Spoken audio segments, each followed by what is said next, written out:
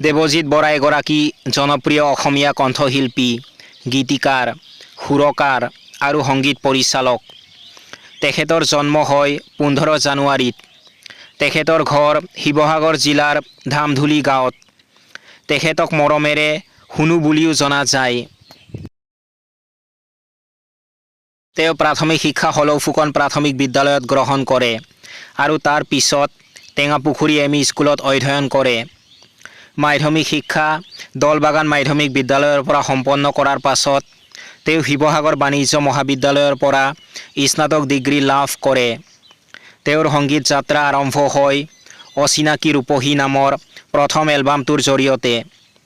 সুৰকাৰ হিচাপে তেওঁৰ প্ৰথম গীতটো আছিল জীৱন কচুপাতৰ পানী।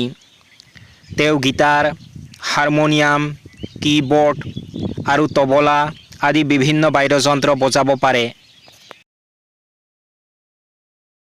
দেৱজিৎ বৰাৰ উচ্চতা 5 ফুট 6 ইঞ্চি। তেওঁৰ প্ৰিয় ৰং বগা। তেওঁৰ প্ৰিয় খাদ্য গাহৰিৰ মাংস আৰু প্ৰিয় খেল ক্ৰিকেট।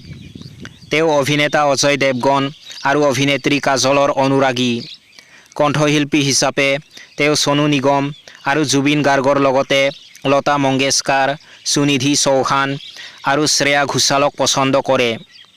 ক্ৰিকেটাৰ হিচাপে তেওঁ বিৰাট কোহলি আৰু এবি ডিভিলিয়াৰ্ছৰ অনুৰাগী। তেওঁৰ কিছুমান জনপ্ৰিয় গীত হ'ল ফেচবুকত চাবা দেই অ মালিনী, শিৱসাগৰ জিলাখন লৈ যা, কিৰিং কিৰিং মোবাইল ফোন আদি। তেওঁ লিখা আন কিছুমান প্ৰসিদ্ধ গীত হ'ল জীৱন কচুপাতৰ পানী, খিটিক খিটিক কৰি, কঁঠাল খাবলে ভয়, এপাহ ফুলেৰে মালা ইত্যাদি। তেওঁৰ এটা ইউটিউব চেনেলো আছে যাৰ নাম দেৱজিৎ বৰা অফিচিয়েল।